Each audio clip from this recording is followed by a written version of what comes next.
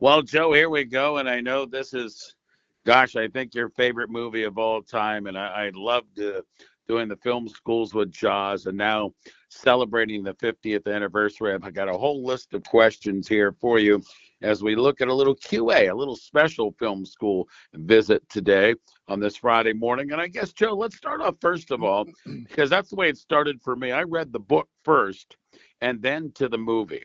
But from the film school study perspective, talk about the major differences between the book and the movie. Well, there are a number of differences. Before I get into that, I'll just sort of tell my personal story, which I know I sometimes have told to some of our live audience. I don't think I've ever told it on the air. I do tell my classes and stuff that I have. And you're absolutely right. Jaws is my favorite movie, so I'm very excited about celebrating this today and really all summer. And I was 8 years old when my mom took me to the theater to see Jaws. Now we can question my mom's parenting skills, uh, but I was eight, and at 8 years old, you are old enough to, at least I was, you're old enough to understand that this is just images on a silver screen. You get that. You know it's not real. However, when I got home that night, 8-year-old Joe did not want to get in the bathtub. He did not want to sit on a didn't want to sit on a toilet. Didn't want to go to my cousin's pool, and God forbid we might go to Myrtle Beach that summer. So it really affected me, and I was hooked. Pun intended.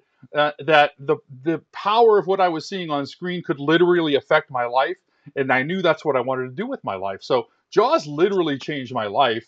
I do what I do today because of seeing that film 50 years ago as an 8-year-old. That's a fabulous intro. And When you look, go ahead. go ahead.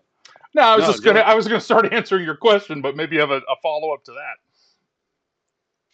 No, I was just going to say, why don't you follow up and talk about the book and the movie and how maybe they had to or why they changed some of the things. Well, I didn't read the book until later in life. I did read, and weird how I got this as an Easter gift in my Easter basket, the Jaws log by Carl Gottlieb, which is a wonderful making of book that I actually assigned to some of my classes. So if you're looking for a behind the scenes, I highly recommend that. But I didn't read the book until later in life, and now as a professor, I tell this to my classes as well. The book of Jaws is fairly significantly different than the movie. There's a couple of subplots in the book, namely that the mayor is involved with the mob, and probably the big one is, and I guess I'm giving away some spoiler alerts here, but these are 50-year-old pieces of media.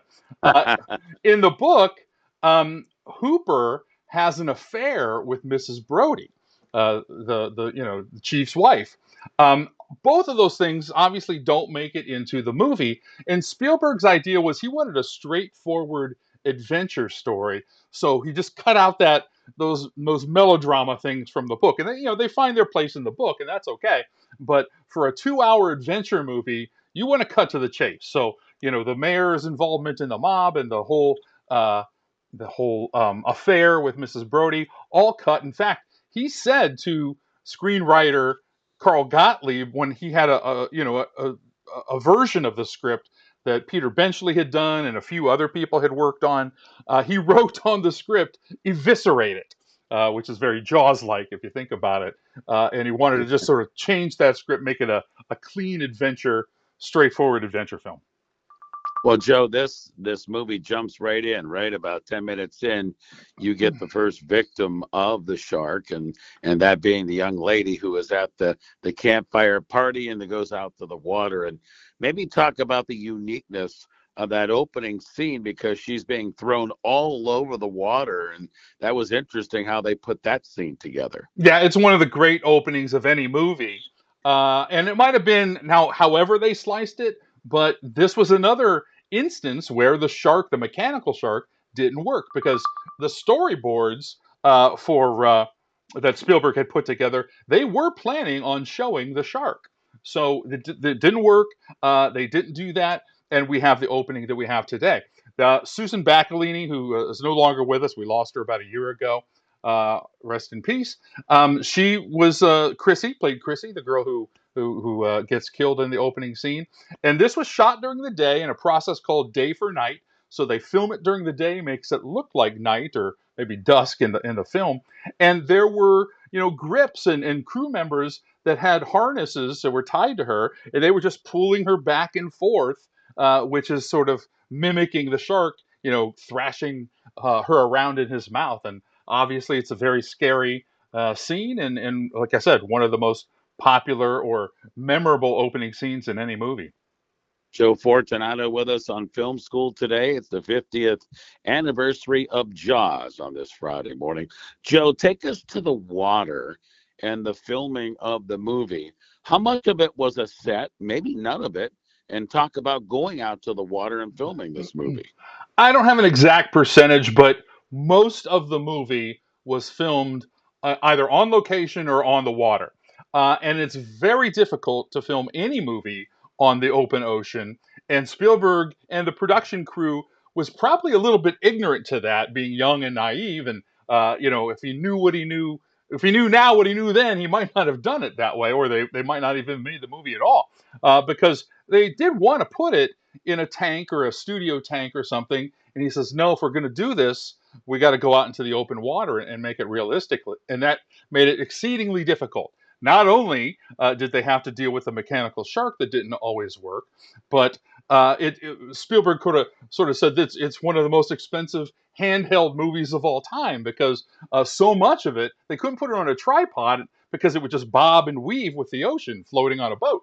So a lot of it is handheld camera, so they can sort of bend the knees and absorb some of those waves. This is before we had a steady cam, so that made it even more difficult. And then you have things like boats just passing by in the background, and that might delay the shot for an hour or something like that. So it's crazy hard to make a movie on the ocean, which is why they also chose Martha's Vineyard as a location. One of the key things, not only did it look like a very quaint New England town, it fit the bill sort of casting wise, but geographically, it was very shallow for a couple of miles out. And so they could sort of work nearer the shore, and have their boats and have the mechanical shark resting on the ocean bottom and things like that. So Martha's Vineyard was not only the picture perfect setting for this, but also geographically made it at least possible.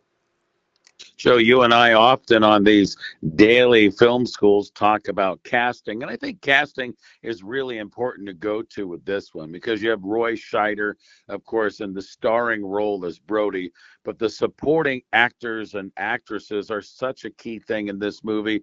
Do you have anything you can enlighten us with, some interesting news or interesting tidbits, I really should say, pertaining to casting? Well, the casting of the main trio really kind of came together pretty late in the game. In some cases, only a few weeks. There was other people that were looked at. Lee Marvin was considered for Captain Quint, and he decided he didn't want to make it. Sterling Hayden also was considered for that. Um, there was talk about Charlton Heston playing Chief Brody, but Spielberg didn't want Heston because they're going to know that he lives because he's Heston. He's not going to get killed. They wanted more of an everyman, and as it turns out, Roy Scheider actually ran into him at a party and said, "Hey, how about me?" And that sort of got the ball rolling on that. Lucas recommended Richard Dreyfuss, and Dreyfuss originally turned it down. He goes, I don't want to make that movie. I'll watch it, but I don't really want to make that movie. He was probably right, by the way. But anyway, he happened to see his performance on another movie, a low budget movie that really never, that's not very famous or anything. Thought his career, his young career, was going to be over after what he saw on screen, and then begged Spielberg to bring him back. Said, "Oh no, I'll do it." So that came about, and you know, it, we talk about the quote unquote movie gods smiling on a production. As difficult as this was, I don't think the casting could be more perfect, and it just really worked out. And not just the leads, everyone Yeah. else. There were so many. The people of Amity are so great of their characters. They're small characters. Some of them were actors. A lot of them were not. They were just locals who were in scenes. Half the scene in the assembly room when they're talking about are the beaches going to close. Most of those people were just citizens of Amity, and that made for a very realistic portrayal. Joe Fortunato with us on Film School on this Friday morning. We're celebrating the 50th anniversary today of the release of Jaws. Joe, my final question, because my favorite scene is when Brody's throwing the scum or whatever it's called into the water. The shark comes up and he goes in. We're going to need a bigger boat. I love that scene myself. Do you have a favorite scene or two? Because this is your movie that always has captivated you. What are your favorite scenes in the movie? Boy, that's it's like saying who's your favorite child. I guess I don't know that I could come up with that. I love that scene certainly is one of the iconic ones. I like a lot of the humor that is in the film. We think of Jaws as a horror film. I prefer calling it an adventure film. But one of the reasons that Spielberg brought on Carl Gottlieb, he was a comedy writer. Wrote for Steve Martin. He was on the Smothers Brothers comedy writing staff, so on and so forth. So he brought some humor to it, and that shows in the film. And just certain things that came up, like for instance, and I don't even think this was scripted. This was just sort of come up on the day. But when Quint crushes his can and looks over Hooper, and he crushes the styrofoam cup, trying to measure up to his manliness. I mean, that's pretty funny. And then there's a moment, and this is a lot about John Williams' musical cue, where I talk, like I said, it's an adventure, and they're chasing down the shark, and it's like a pirate movie or an adventure movie, and the music swells. I'm not talking about the famous Jaws theme, but the adventure theme, and I like that part of the film as well. It's just so many terrific scenes. It is a great movie. I love to, and we'll wrap it up this way, Joe. And you mentioned music. I love the way Spielberg used the of course the Jaws theme to signify the shark, and really that came about because we had a broken down shark. And why don't we end it that way and talk about that story? Yeah, and the theme, of course, indicates the shark's present. But the big part of that, with the breaking down of the shark, was the yellow barrels, and that's a very Hitchcock move. And Spielberg borrowed that kind of concept from Hitchcock because the shark wasn't working so often, and otherwise you just have a crew sitting there doing nothing, wasting time and money. So they brought the idea of the yellow barrels to represent the shark. So much of the time we don't see the mechanical shark. The mechanical shark only has about 4 minutes of screen time, if you can believe that. It's not a lot at all. But the, Wow. the yellow barrels represent the shark, and they're very effective. We see those yellow barrels; they become iconic, and that kind of filled in for the shark, and a very Hitchcockian move by young Steven Spielberg. Just a great Q&A this morning with Joe Fortunato. We're celebrating the 50th anniversary of the Jaws release, and you can tell this is way up. It's Joe's favorite movie. Joe, great stuff this morning. Thanks for making time for us again. But before I let you go, let's talk about a couple of other things in regards to Jaws that you have coming up. Yeah, a couple of things personally I'll talk about here in just a second, but I'm a little jealous that this weekend of the 50th anniversary, there's all kinds of events going on in Martha's Vineyard. Jaws fans, thousands of Jaws fans are going to be going there. I really should be there with my people, but I'm not going to get to. But we do have a couple of events coming up locally that I want to invite everybody, all of our listeners to. The first one is a lecture or a conversation, maybe is a better way of putting it, on the Jaws 50th anniversary. That's Saturday, June 28th, so just about a week or so, a week and a day away. And that is at the Green Branch Library, Saturday, June 28th at 11 a.m., Green Branch Library. And that's going to be about an hour-long lecture slash conversation. We'll probably go a little longer than an hour, let's be honest. But I'll talk about some of the stories we talked about here, but I'll have visuals, clips, a lot of stuff. So if you want to learn more about Jaws, you definitely want to be there. Way more detail than I have time to go to in our regular film school screenings or on air here every Friday. So that's June 28th at 11 a.m. And then Saturday, July 12th, we are doing a Fortunato Film School live at Jilly's, also at 11 a.m. that starts. And we'll be screening the film, doing our traditional Fortunato Film School, where I will be doing live commentary on the film as we watch it together. And that's always a great experience. If you've never done that with me, you got to come out to that. If you have, come out again and bring a friend.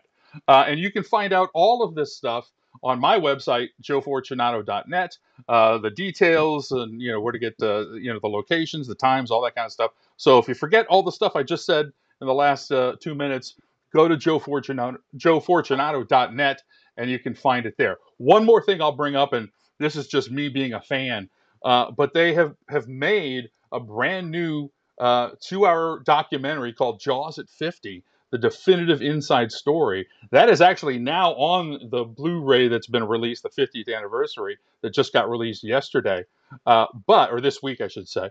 But it's going to be on National Geographic, on Disney Plus, and Hulu July 10th. So it really is the summer of Jaws, and I highly encourage you to watch that. I've seen it, an advanced screener of it twice, and it's Wow. fantastic.